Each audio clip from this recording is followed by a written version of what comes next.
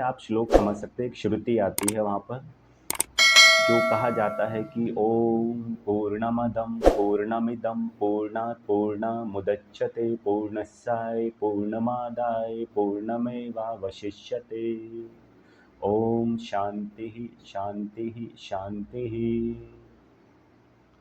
अब आपने पूछा कि उस ईश्वर ने कौन से स्कूल में पढ़ाई की, तो मैं आपकी जानकारी के लिए बता दूं कि जो हम पढ़ाई करते हैं, स्टडी करते हैं, हम क्यों करते हैं? ज्ञान प्राप्त करने के लिए। यदि हमको चाहें हम कोई टेक्निकल डिग्री करें या एकेडमिक डिग्री हमारी कोई भी हो पढ़ाई से संबंधित, तो केवल नॉलेज प्राप्त करने के लिए, जो अनुभवी, जो नॉलेज प्राप्त, जो एक्सपीरियंस, जो हम कह सकते हैं यहाँ पर कि ज्ञानी होते हैं जिस भी फील्ड के, इंजीनियरिंग के, डॉक्टरी के, एलएलबी के, या बहुत सारे हमारे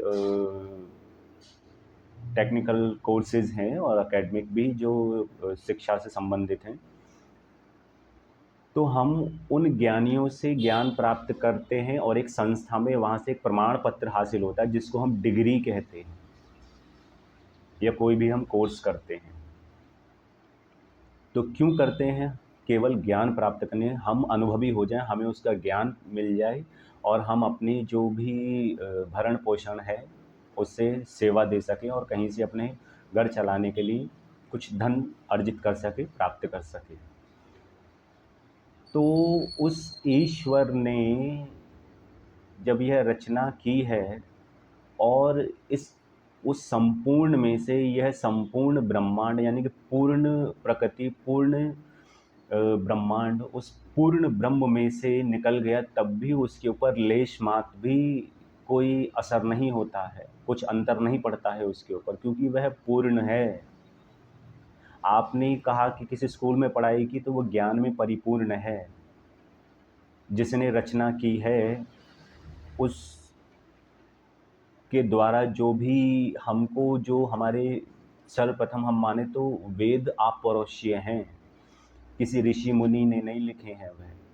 वह साक्षात ईश्वर की वाणी है जो हमारे ऋषि मुनि ने अनुभव किया और उसको एक हम कह सकते हैं कि लिपिबद्ध किया उसको। तो जिस परमात्मा ने जो ज्ञान दिया है, आप उसके विषय में जानना है किस स्कूल से, अरे वो स्वयं में ही भंडार है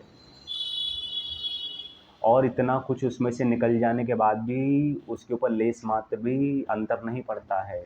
जीरो में से जीरो करेंगे तो जीरो ही रहेगा। और 108 के ऊपर मेरी वीडियो इसी पे लगी हुई है, आप वहाँ भी जाके चेक कर सकते हैं। प्रश्न तो आपका बहुत वो था, पर बहुत ही निराशापूर्वक मुझे कहना पड़ेगा कि आपका यह प्रश्न एक बचकाना टाइप का था।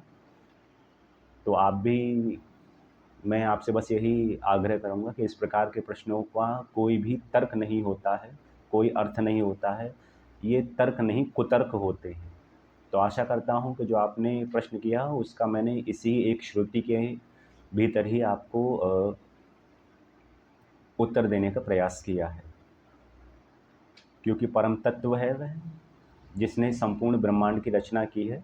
जो भी ज्ञान है सब उसके ही द्वारा है, तो इस पे कोई तर्क नहीं बनता है। वहीं प्रकृति के विषय में